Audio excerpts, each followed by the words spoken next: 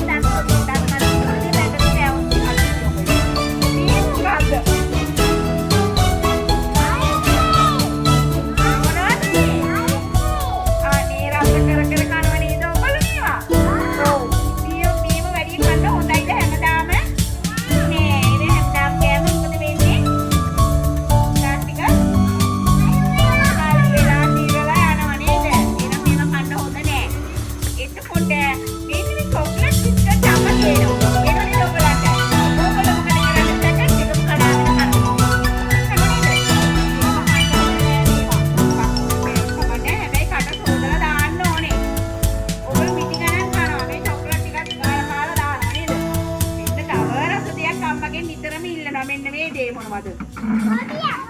ටෝපියා. මේවා කනවද? නෑ. නිතර කන්න හොඳ නෑ. මෙන්න මේවා හොඳ නෑ කියන කියන්නේ හැමදාම වැඩ ඇරලා එනකොට අම්මට. මෙන්න මේක රස જાතියක්. මෙන්න මේක මොකද්ද? ලොලිපොප් එක. ඒවා කනවද ළමයි? නෑ. ඒවා කන්න හොඳ නෑ නේද?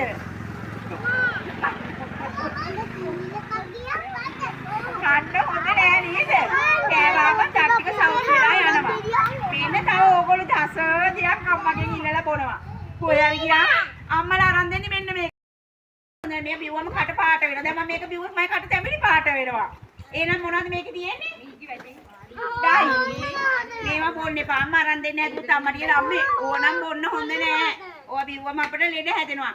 අම්මට කියන්නේ පළතුරු ගෙඩියක් ගෙනහලා මිරිකලා දෙන්න ඕගලන්ට බොන්න. ගස් ලැබු ගෙඩියකින් හදන්න පුළුවන් ජූස් එකක් නේද? අඹ ගෙඩියකින් හදන්න පුළුවන්.